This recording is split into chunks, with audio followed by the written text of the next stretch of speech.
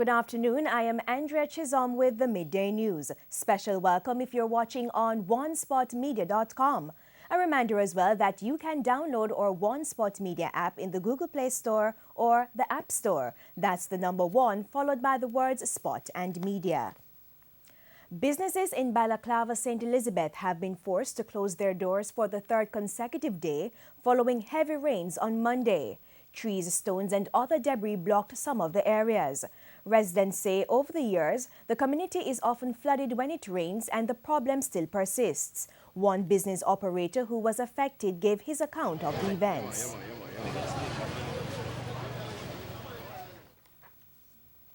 Water come down for today. Start yesterday. But we never know the water don't come so hard today. And it's cut out the whole business. Everything will lose. The problem happened over the years and nothing has been done about the problem. Nothing at all. We complain, we do everything. And right now we out of business. He adds that there wasn't enough time to take preventative measures as the water flowed quickly. In about 30 minutes, the water coming upon us, broke the glasses, everything. I couldn't do anything. We try and push around the things, but the water was too high. I come down too fast. Right now, more than about 4 feet of water in there. 4 feet of water or more inside it. Residents say the infrastructural damage cannot be determined until the water recedes. In the meantime, they are calling on the government to fix the drains and other infrastructure that contribute to the flooding. Mr. Fisher, Councillor, Mr. Redman, MP, we need you up here right now. We need your presence right now to see what is happening in the community right now. We can't go like this. You know, this problem exists for a long time now. And I don't want to hear the complaint. It destroy the business in Balaclava. We need the presence of you right now because this can't continue like this. The number of road fatalities for 2017 has passed 100. The Road Safety Unit says up to yesterday, the country recorded 101 deaths from 94 crashes. 10 of those fatalities occurred over the Easter weekend, pushing the number of deaths for the month of April to 18. However, road fatalities have decreased by 21% when compared to the corresponding period in 2016. Fatal crashes have also decreased by 12%. Director of the Road Safety Unit, Kenut Hare, says speeding was a major factor in the crashes. According to Hare, many of the fatalities could have been prevented if the victims were wearing seat belts. Meanwhile, motorcyclists account for 29% of road users killed since the start of the year. The Port Royal community is still in mourning following the death of one of the operators of popular seafood restaurant Gloria's. 49-year-old Cesar Prawl was driving his black Lexus SUV along a section of the Port Royal Main Road when he lost control of the vehicle. He was the sole occupant. An alleged eyewitness said Prawl was flung from the vehicle onto the roadway and suffered severe head injuries. The police theorized that speeding was a contributing factor to the crash. Meanwhile, workers at the Gloria's restaurant said Mr. Prawl was more than just a boss. He was like family.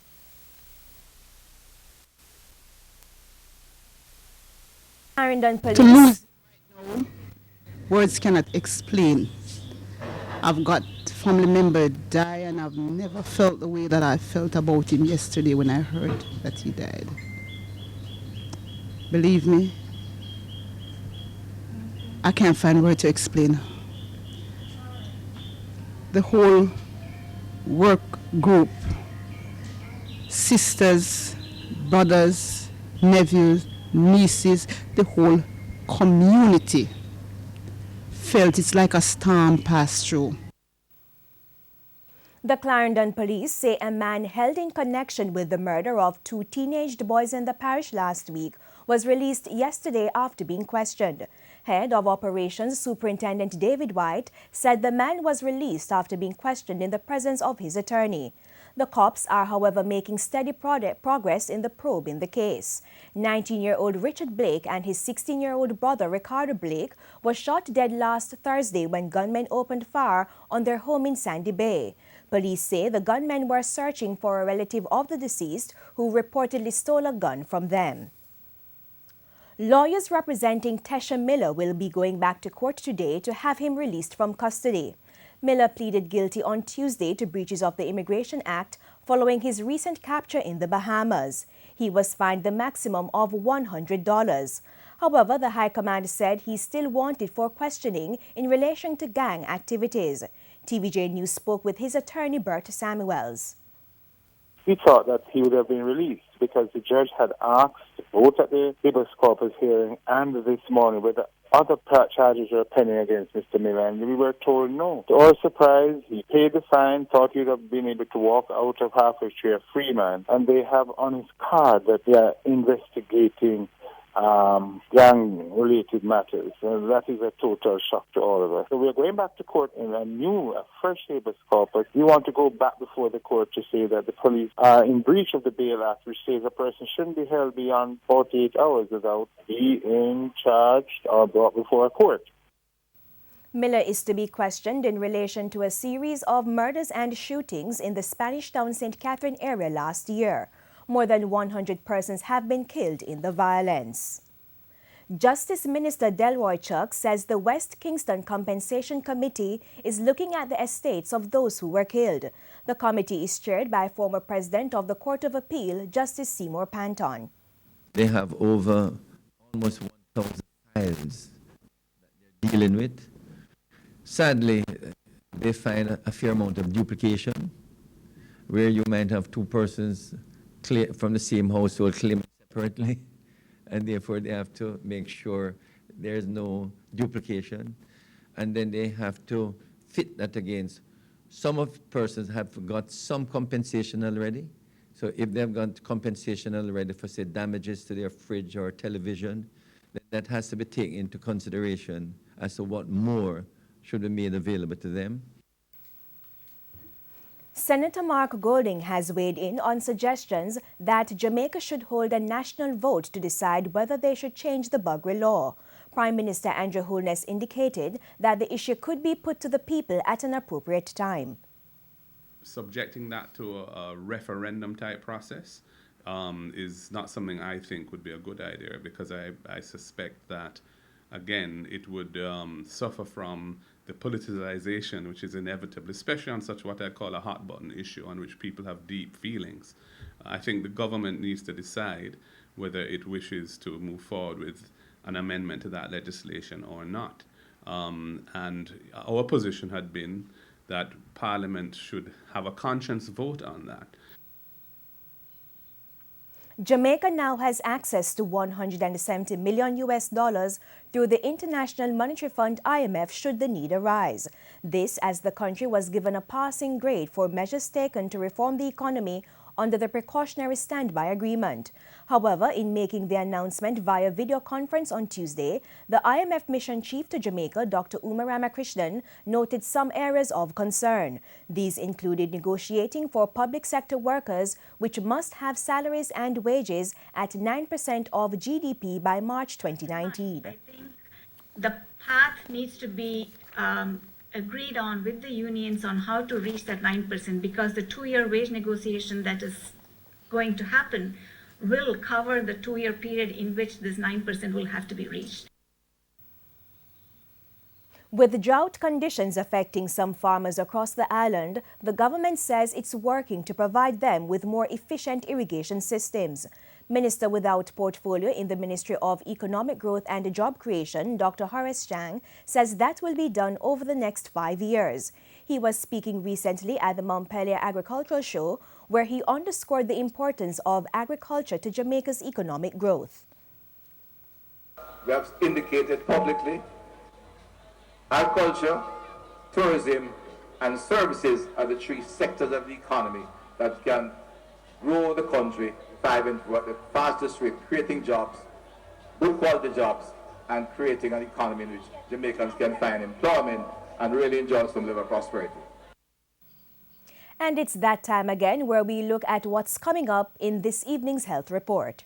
In the next edition of the health report, we look at alcohol consumption, in particular binge drinking. Binge drinking can actually cause an erosion of the lining of the stomach, and the patients can present with bleeding from the stomach. We've seen cases like that. People who have a history of drinking alcohol regularly, more than social drinkers, they are also at risk for having cirrhosis of the liver, where the liver is actually damaged by the alcohol over time. And then you go on top of that and have the binge, and they're at risk for serious issues like liver failure. That's the health report this evening in Primetime News. And now for today's healthy living tip. There are certain people who should avoid alcohol completely. They include persons who plan to drive a vehicle or operate machines, take medications that interact with alcohol, have a medical condition that alcohol can aggravate, and someone who is pregnant or trying to become pregnant. In news overseas, members of the British Parliament have approved Prime Minister Theresa May's plan to hold an early general election on June 8. Mrs. May made the unexpected announcement Tuesday that she would seek a snap election less than halfway through her government's 5-year term. She says the aim is to get a stronger mandate for the country's historic withdrawal from the European Union. 522 of the 650 sitting MPs voted in favor of the June 8 election. That was more than the two-thirds majority that was needed. 13 voted against the motion. Now to news in sports. Jamaica's successful Carifta track and field team returned to the island on Tuesday after claiming their 33rd consecutive hold on the Carifta title. Details from TVJ's Renardo Brown. Jamaica's 84-member contingent returned to the island on Tuesday afternoon after claiming 87 medals at the Carifta Championships, one more than their 2016 tally. 7 championship records were broken by Jamaican athletes over the 3 days, 4 of which came in the field. 2 of those records went to the under-18 thrower, Daniel Cope, who established new marks of 18.17 meters in the shot put and 61.25 meters in the discus throw. Well, the performance for the boat record is a great feeling because my plan was go over there to get a qualifying mark for World Youths, and I did in the discus, but I missed out on the shot put. But I have achieved a personal best, so I can't complain. There were also 3 records on the track, 2 of which came in the hurdles event. One belonged to Sanique Walker, whose 58.95 seconds in the under-18 400-meter hurdles came as no surprise to her.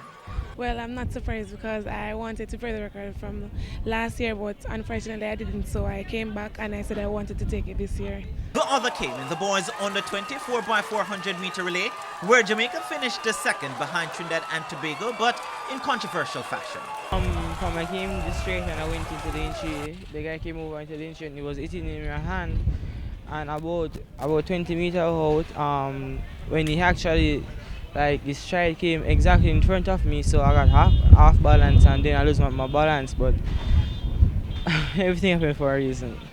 We thought it was an infringement, an obvious infringement. Again, we protested.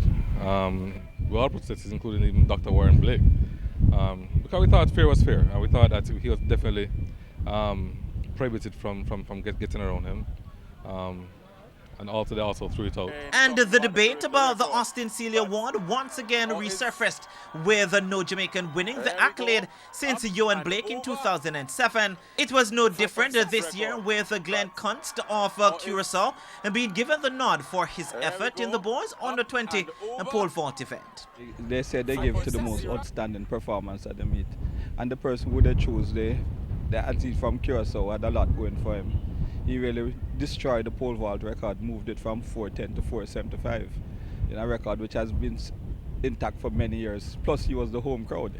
So, I mean, those two things going, it would be really very difficult to expect anyone to top that. Jamaica's athletes will now turn their attention to the National Junior Championships on June 17 and 18 inside the National Stadium, as they seek qualification for this year's World Under-18 Championships in Nairobi, Kenya. Renardo Brown for TVJ Sports. And that's the Midday News. I'm Andrea Chisholm. Join us for Prime Time News at 7. On behalf of the News, Sports and Production teams, good afternoon.